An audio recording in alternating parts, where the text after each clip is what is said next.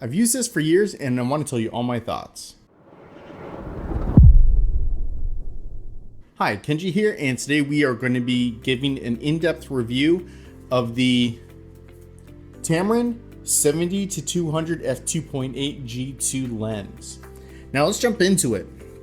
This lens over here is a phenomenal lens. I'm just going to tell you that right off the bat. Now this lens, as I said, it is a f2.8 lens, so that means that it has a maximum aperture of f2.8 all the way through the entire zoom range. So that means that from 70 millimeters, you are going to get f2.8, and at 200 millimeters, you are also going to get f2.8. Now, the minimum aperture can go all the way up to f22 if you need it in like super bright sunlight conditions and things like that.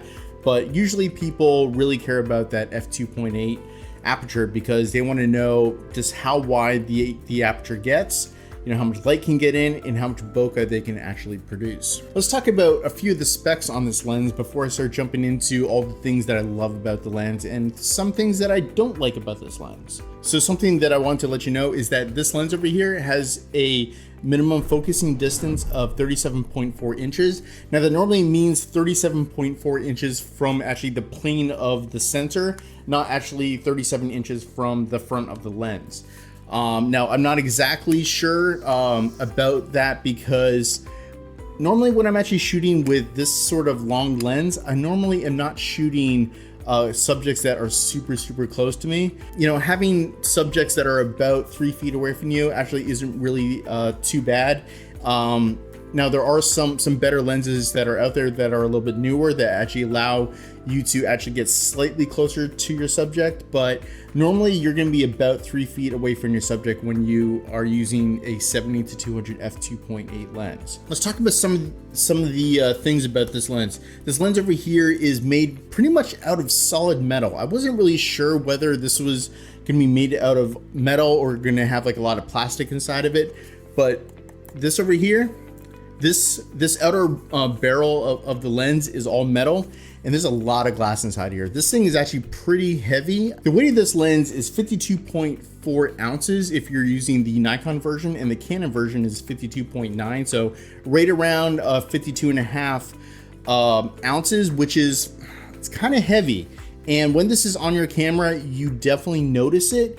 But you know, it's one of these things where when you want to use a professional lens, a lot of the professional lenses, they will be heavier because they have more glass inside of it. And when you want the f2.8 aperture throughout the entire zoom range, well, you're going to be paying for that because there's a lot more glass elements that are going to be inside here in order to allow that to happen. The rubber on the zoom ring as well as on the focusing ring, the rubber is actually very nice feeling. It's very smooth whenever I zoom in. And you have basically about a quarter turn, or maybe even slightly less than a quarter turn, that goes from 200 to 70 and then back to 200. It's actually really nice. I'm gonna try to show that to the camera over here. So this is 200, and then right over here it's 70. That's a very short throw to be able to go from 70 all the way up to 200. You could do that with a little and then you're all the way out. And that's really nice that you don't have to turn it multiple times in order to be able to zoom in and out. And the focusing ring over here is very smooth, like I said before. Now there's several buttons on the side of over here. There is the button over here, which is for limiting the focusing. So if you want to have full focus from minimum all the way out, then you can basically set it to full, or you can basically limit it so it'll be infinity out to something like a little bit closer. And that tends to speed up the focusing a little bit. Now there's also the vibration reduction button, which you could turn on and off. And then there is, of course, the different modes that you can have for vibration reduction. And that's things like whether it is constantly using the vibration reduction to reduce the jerkiness when you're looking through the viewfinder, or is only going to activate the vibration reduction when you push the shutter release button. The front filter thread over here, I want to let you know that this is 77 millimeter, which is really good because that is actually pretty standard filter thread size for most professional lenses. They tend to be in that 77 millimeter filter threads. So if you want to just get a set of ND filters or a circular polarizing filter, and you get it in size 77, well, that's going to fit this lens as well as a lot of other lenses, so you don't have to get multiples. Now, I do suggest that you maybe want to get an 82 millimeter filter thread on your ND filters or your circular polarizers, and then just get a step up ring just in case you happen to buy a lens that is an 82 millimeter filter thread. But that is totally up to you whether you want to do that or not. The lens also comes with a lens hood over here, and when you put it on, it lines up, and then you just turn it and it clicks into place. And after that, it doesn't really move. I've never really had this thing fall off on me before, and it doesn't really feel too jittery on me. So I like that you can basically pop it on there. It locks into place. It doesn't just kind of tighten a little bit. It actually locks into place, and then you can just unlock it by just turning it back a little bit. I also like that you can also turn it around backwards, and you can basically put it on this way. So that way when it's sitting inside your bag, you can still have the lens hood on here, but actually still keep it on the lens, but it doesn't take that extra space inside your bag. You can just flip around backwards. So another thing that this lens comes with is this tripod collar. And having a tripod collar on a big heavy lens like this is really, really good, because it actually helps keep more of a balance between the body of your camera and the actual lens. Otherwise, if you have this big heavy lens sitting on the front of your camera and you basically try to put your camera on the tripod, that's a lot of actually weight just kind of pulling on that front mount on your camera, and that's actually not that good for it. So having a tripod collar actually keeps things more in balance. And also, if you put this onto a monopod or something like that, it also helps keep things nicely in balance. Now, things that some people don't like using a tripod collar. And so what you can actually do with this is you can actually take this little knob over here and you can unscrew it over here so it's loose, and then it actually comes off. Now, it only kind of goes on one way. You can't just slip it on and then tighten it down. There's these bolts over here, and so you kind of have to line it up properly in order to get it to fit on. Otherwise, it doesn't really go on very well. Like it kind of gets caught on these bolts, and they might do that on purpose, but I'm not really sure why they would. But you basically just have to rotate it until it kind of slips into place, and once it does, then after that you can rotate it anywhere that you want, and then when you are ready to tighten it down, you can basically just tighten it down like this. Another reason why a tripod collar is actually really, really good with lenses like this is that when you want to shoot in portrait and landscape, you don't have to worry about basically taking your camera off of the tripod and then basically trying to like get an L bracket to put it on its side, or you don't have to worry about loosening the ball joint on your tripod and actually flip it all the way over. Actually, let me show you that really quick. So I have this tripod here, and if I were to normally just have my camera on top of here, and if I were trying to, if I had my camera actually mounted over here and not using the tripod collar over here, well, the thing is that if I want to shoot something in portrait mode, what I would have to do is I would have to loosen this over here, and then I would have to basically flop this over to the side and then tighten this back down.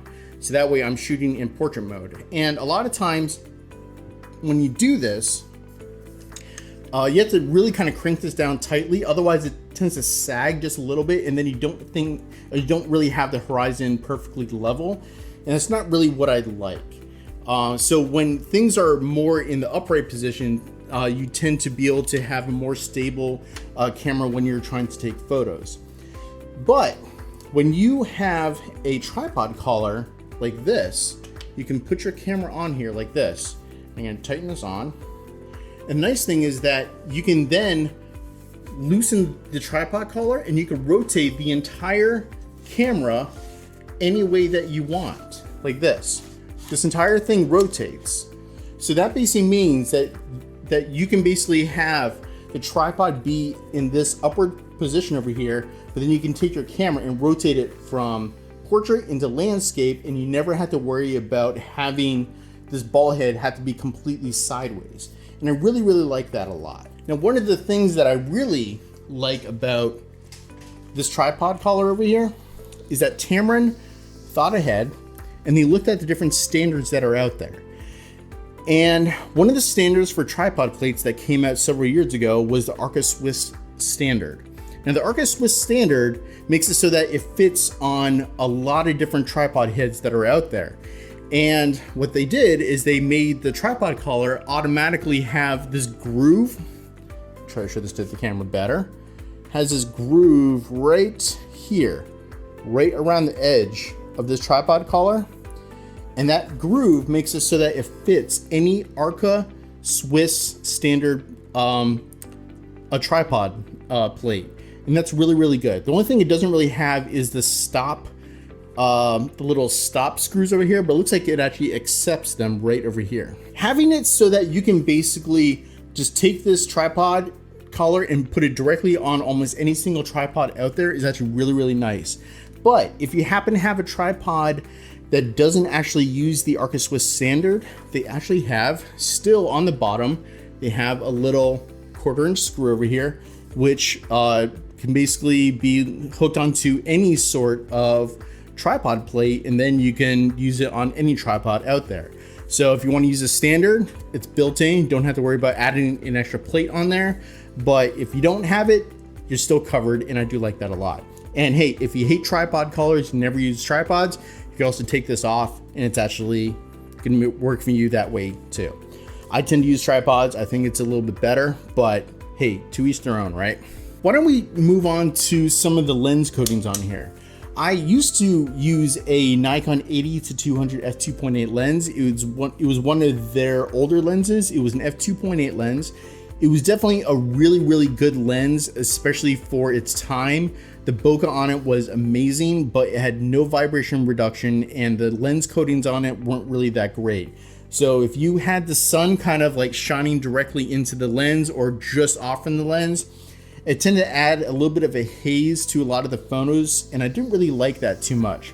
So I wasn't really sure how well the lens coatings on this particular lens would work, but I've actually shot this almost directly into the sun, or basically having the sun just out of frame, and the lens coatings work really, really well to kind of reduce that sort of like hazing that you get in some of your photos. Now, I mentioned the vibration reduction that my old lens did not have. That was actually really the real reason why I got this lens. Let's say you're shooting at 200 millimeters. You want to probably be shooting at a minimum at 1/200, if not higher, in order to make it so that you don't get any sort of like camera shake as you are trying to take the photos. And 1/200 sometimes can actually be kind of tough when you're trying to take certain photos, because you might be losing the light at the end of the day, and then you're ending up having to kick up your ISO really high. So it's just one of these things where vibration reduction can be really, really useful in order to allow you to drop that shutter speed a little bit more, so that you can still get really sharp shots without having to jack up the shutter speed super high. Especially when you are zoomed in really, really far, having vibration reduction is really, really useful. This lens over here actually works up to 5 stops of vibration reduction, and that is phenomenal. And I've actually handheld this thing down to 1/30 before, and gotten some pretty sharp shots. And let's actually talk about sharpness just for a second. The sharpness on this lens is really, really good, even when it's wide open. I've actually found that my shots are really, really sharp.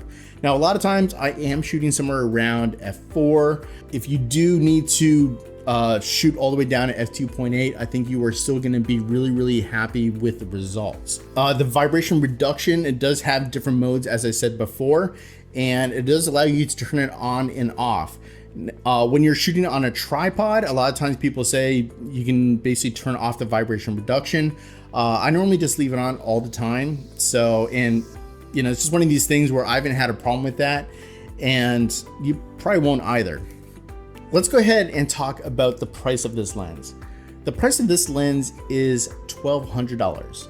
Now, that might seem like a high price, but for a 70 to 200 f2.8 lens all the way through the zoom range, that is actually a really cheap price. If you actually look at the Nikon version of this lens, you're probably gonna be looking at somewhere around $2,500 to $2,700. The Nikon version of this lens is very, very expensive, and I've actually gotten some fantastic results that I'm actually gonna throw into the end of this video. I'm gonna put like a bunch of photos up there so you can see some of the results that I got with this lens. This is a lens that I use on almost every single portrait shoot that I do. I have actually recently moved on from Nikon over to Canon, but when I was shooting Nikon, this was the lens that I brought on every single shoot, and I pretty much used it exclusively on every single shoot. Only sometimes when I needed a wider lens that I actually use something different. But I found that when I'm shooting outdoors, or if I have a studio shoot where I actually have a very long studio, I found that I really like the compression that you get with a 70 to 200 lens. And I just ended up keeping this on my camera the whole time, and I only had my other lenses sitting inside the car just in case I needed it. I even stopped bringing it inside my backpack with me. So $1,200 is a really cheap price if you are trying to do a lot of professional work, or even if you're an amateur and you just really want to get some really great results. Spending $1,200 on this lens over here is going to be an investment that will pay off in dividends. Now that I've talked about all the great things about this lens and about how you can use it, let's go ahead and talk a little bit about some of the things that I don't like about it. There's pretty much only one thing that I don't really like about this lens too much, and that is the fact that these little buttons here on the side over here, like this button over here, this button right here is a button that controls the autofocus, whether it's in manual or it is in autofocus mode. And right now you can actually see that it is in manual mode. And you can basically click it back and forth to turn it from automatic into manual. Now the thing is that, in my opinion, these little buttons over here are a little bit too easy to click back and forth. Now they're not like you can just like touch it and it'll switch, but I've been on shoots before where I have by mistake flipped the button from autofocus into manual focus, and I didn't notice for several shots, and I was trying to figure out what was going wrong, like whether my camera was failing me or whether the lens was failing me. And it turns out I just by mistake somehow knocked this switch over here from autofocus into manual focus. And let's actually talk a little bit about the noise of the autofocus. This thing has a ultrasonic motor inside there that autofocuses, and it focuses pretty quick, and it also focuses very, very silently, which is, I would probably say mostly a blessing, but slightly a curse, because when I by mistake switched from the autofocus into manual focus and I was focusing, I didn't hear the autofocus motor at all. And that is actually pretty normal when you use this lens. So I really had no audio cues whether it was trying to focus and it was missing focus, or whether it just wasn't focusing at all. Now, it was definitely my fault for knocking the switch out of place. However, I did find that it is a little bit too easy to, brush this up against you, or something like that, and it will by mistake cause the switch to go like the switch from autofocus into manual focus, and all the switches are the same. So you can by mistake turn off the vibration reduction without noticing it, and then you're still focusing. However, when you lose that vibration reduction, you might have already reduced your shutter speed down to, let's say, 1/125, and you're shooting at 200 millimeters, and you may not notice until you get home that all your photos are soft. So is it a deal breaker for this lens? I would say absolutely not. This lens is still a really, really great lens, especially for $1,200. And especially if you are a shooter who is, you know, on a budget and they don't want to spend a ton of money, or just starting out and they want to start out with something before they upgrade up to some of the, you know, first party lenses like Canon or Nikon, this lens over here, this will work for you very, very well for a very long period of time, because I think this thing also has a 5-year warranty, which is phenomenal. I've not had any problems with this lens at all. It also has the ability to upgrade the firmware on it as well. Of course, I've never really done that before, but you do have the option. And you could also adjust the focusing on it as well. If you want to adjust it for back focusing or front focusing, you know, you can actually adjust that. And I think I only did that once when I first got it, and I never really touched it since then. And I've gotten pretty rock solid photos all the way through its life, and it still has a lot of life left. So if you have any questions about this lens, definitely throw me questions down in the comments below. Once again, this is a phenomenal lens, and I would definitely suggest that if you're starting out and you want to get a 70-200 f2.8 lens, that you definitely should. And this Tamron lens over here, it's actually a great lens, and I would actually suggest that you buy it. Would I say it's better than the actual first party lenses? Maybe, maybe not, but you know, it's one of these things where a lot of times when you are looking at lenses like this over here, it's because you are looking at more of a budget friendly lens. And to me, this definitely fits the bill of a budget friendly lens. But to me, the performance of it and how well it has worked for me, it doesn't feel like a budget friendly lens. It just allowed me to save, you know, $1,200 to $1,400. And that's a lot of money that can go towards, hey, other lenses, right? Because you can get this lens plus a 24-70 f2.8 lens from Tamron, all for pretty much the same price as just one Nikon lens that is the 70-200 f2.8. So if you're starting out and you're trying to nail those two lenses, which are a priority, then starting out with Tamron is actually a really good way to go. So once again, throw me all your questions down in the comments below, and I will try to answer them as much as I can. Don't forget to like and subscribe. It really helps out this channel a lot.